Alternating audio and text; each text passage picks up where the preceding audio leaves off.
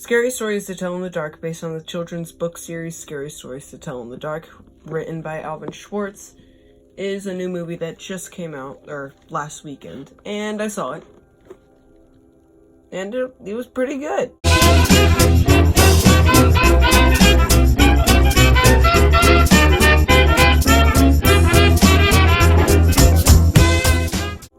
When I saw the trailers for this movie, I thought this was going to be a total train wreck because I hadn't read the source material yet. The only time I've actually seen the source material is I was in class and I just saw one of the books on the desk and the cover freaked the crap out of me, so I covered it up. But that's about it, and I've heard of it. And then I found out they were making a book series on it, and I was like, oh, okay, this is probably going to be bad. Oh, it's going to be PG-13. There's, like, no good PG-13 horror movies, except for The Sixth Sense, if you count that as a horror movie, and Insidious. But other than that, yeah, this is not going to be good. So, a few days ago, I'm just looking on stuff, and I see a review of Scary Stories to Tell in the Dark. That person wasn't very fond of it, so I was like, oh, okay. So, I was right. It was a train wreck. So then I went on the internet, and I saw Rotten Tomatoes gave it an 81%, and I was like, huh, that's not half bad. Then my favorite movie reviewer, Chris Stuckman, came out with a review, and he really liked it. So then I was like, oh, I'm excited. And this was I saw this movie with my friend Levi Johnson, so thank you for going with me. It was a blast, and we had a lot of fun. And this was not my first horror movie, but my first one in a theater, because I've seen things like The Conjuring, Carrie, Hush, the Child's Play, not the new one, the original, and a bunch of other ones, Scream. But to me, it's probably because I was in a theater, but this movie actually scared me. When I heard what the source material was actually like, and because I had never read it, I wanted to listen to some of the source material before I went. So I listened to Scary Stories to Tell in the Dark on YouTube. I just found an audiobook, and then I listened to about half of More Scary Stories to Tell in the Dark, and they're dark. Like, they're really, really dark. Like, there's one with the toe where they just eat a toe, and then, which isn't that dark, but there's a song in the movie that was in the books called the Hershes song. And when I first heard that song on YouTube, it's freakishly disturbing. But because I listened to it, I was like, and I heard it in the movie, I was like, oh, that's cool. That's really cool. And they had a bunch of different things in the book. The actual book and the movie had a bunch of different stories from the book. And basically, all of the monsters are based off of things from the book. Except, I think it's called the Jangly Man? I don't know. He wasn't really one. He was a mix of stories I've heard. But listening to the source material, it's really dark.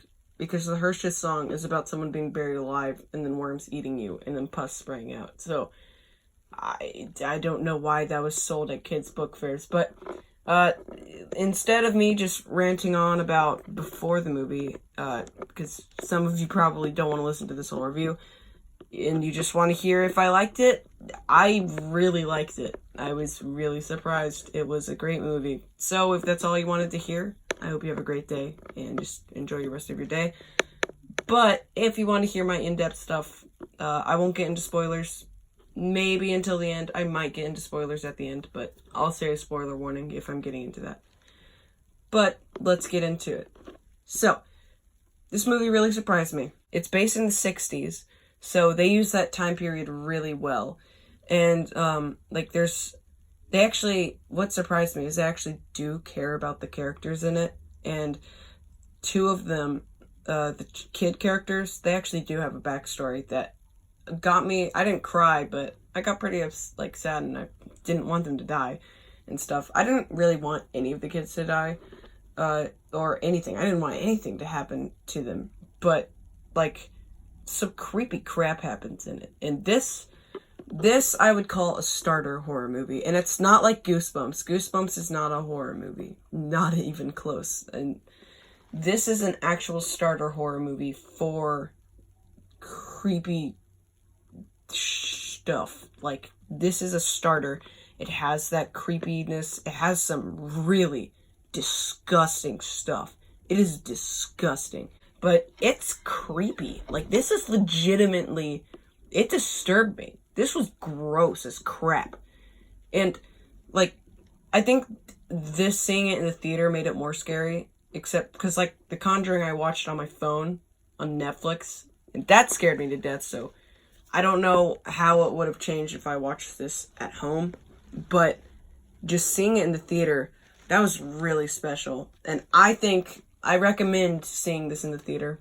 I think it's a fun movie. It's actually pretty dark. So I wouldn't take, like, your young children to it. It's not lighthearted. I mean, there's some hilarious jokes, and it's pretty funny. But if you're, like, 12, 11, or if you're wanting to get into the horror genre and get into the dark stuff, then I recommend seeing this. Because it's not as scary or dark as The Conjuring and stuff like that, but it is pretty scary. There is a problem that I have with it. It does rely a bit too heavy on jump scares. There's too many of them, and I got scared. I got jump scared a lot, but not actual by tension. There's a really good scene in a crop field with the scarecrow dude. That was really cool, and I actually got pretty nervous there. And then there was the dream people. I don't remember what the creature's name was, but that was creepy, and he was making the weirdest faces ever. And I like how these aren't just characters to be disposed of.